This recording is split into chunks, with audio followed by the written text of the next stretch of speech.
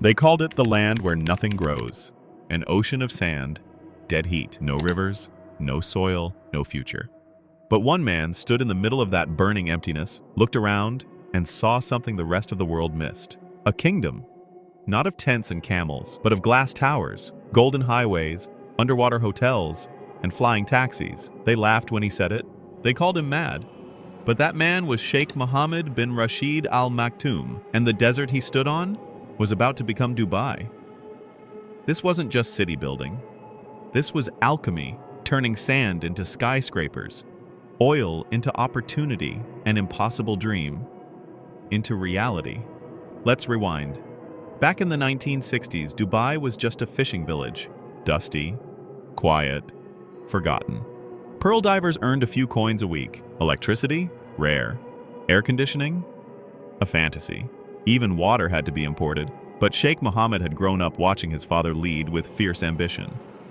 And when it was his turn, he didn't just want progress. He wanted to build the future. His philosophy? If we wait for someone to bring change, it won't come. We must be the ones who imagine it and then make it real. So he got to work. First, he didn't just focus on oil. He knew oil would run out. Instead, he focused on people. He started building ports. Jebel Ali, the largest man-made harbor on Earth. Then came Emirates Airlines.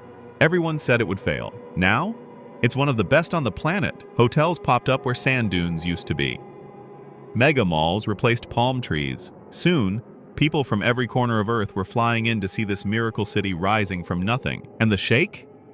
He kept building, faster, bolder, stranger, because he didn't just want tall buildings, he wanted icons. The Burj Al Arab, a hotel shaped like a sail built on its own island. Critics said it was impossible. It's now a symbol of luxury.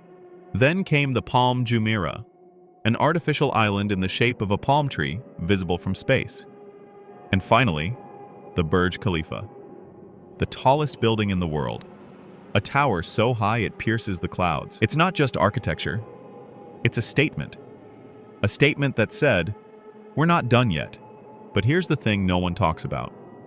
Dubai wasn't always a guaranteed success. In 2008, the global financial crash hit hard.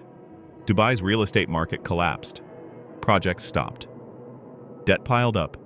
And the world started whispering, was it all just a desert illusion? But Sheikh Mohammed didn't blink. Instead, he pivoted. He called in help, reorganized, reimagined. And within years, Dubai came back stronger. Tourism boomed. Tech startups flourished. And the city once mocked for being too flashy became the business capital of the Middle East. And what's wild? It's still growing, because for Sheikh Mohammed, there's no finish line. Every time you think Dubai's reached its peak, he says, good. Now let's go higher. When you land in Dubai today, it doesn't feel like Earth. It feels like someone time-traveled 50 years into the future, then dropped it into the sand. You step off the plane and boom, a Ferrari police car drives past you. The air smells like oud and ambition. And the skyline? It looks like it was sketched by a sci-fi artist after 4 shots of espresso. But here's what blows most people's minds. None of this happened by accident. Every building, every highway, every fountain that dances to Beyoncé songs at night was part of Sheikh Mohammed's master plan. He didn't just want to build a city, he wanted to create a magnet, a place that pulled in talent, money, brains, and dreams from all over the world. And it worked. Today, over 200 nationalities live in Dubai. It's one of the most diverse cities on Earth. You can hear 10 languages on one elevator ride. But there's more going on here than tourism and fancy brunches. Dubai quietly became the billionaire capital of the Middle East. Russian oil tycoons, Indian tech giants, Chinese investors. They're not just visiting, they're relocating. Why? Because Sheikh Mohammed rolled out the red carpet for global money. No income tax, 0% corporate tax for many sectors, free zones for startups, and real estate laws that make it easy for foreigners to buy, sell, invest, and live like royalty. But wait, there's a twist. The city isn't just about money, it's about vision.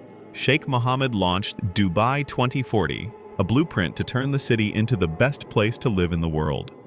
Not richest, Not flashiest, best. He wants flying taxis in the skies, driverless trains below the streets, AI-powered hospitals that predict your illness before you feel it.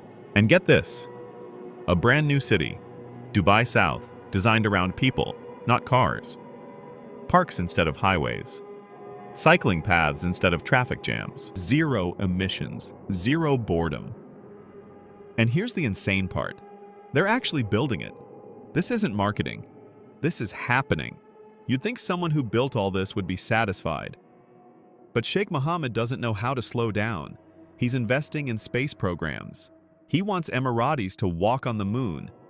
He's backing Hyperloop tech to travel between Dubai and Abu Dhabi in 12 minutes.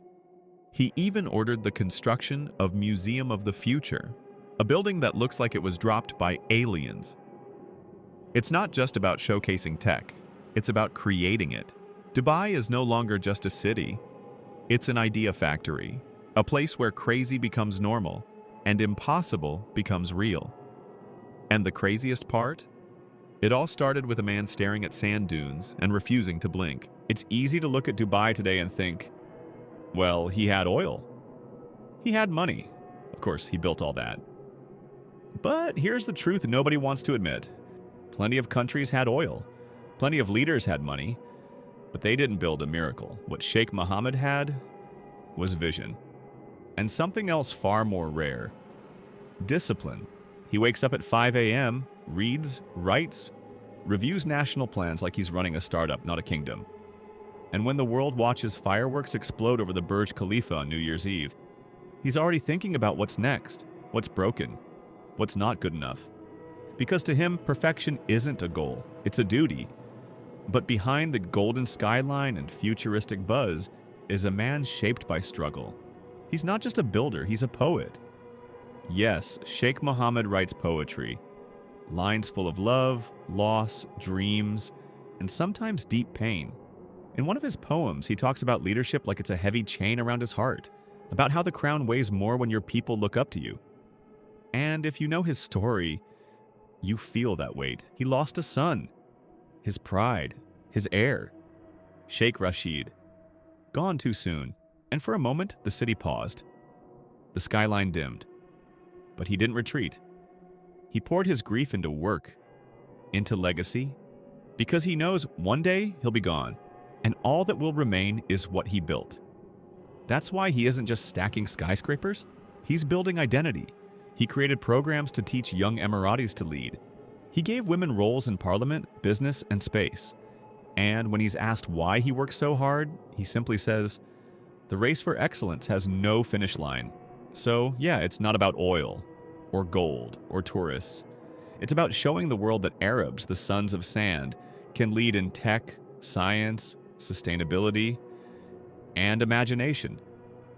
Because for centuries, the Middle East was known for empires that had fallen. But Sheikh Mohammed asked the question, what if we rise again, and this time, not through conquest, but through creation?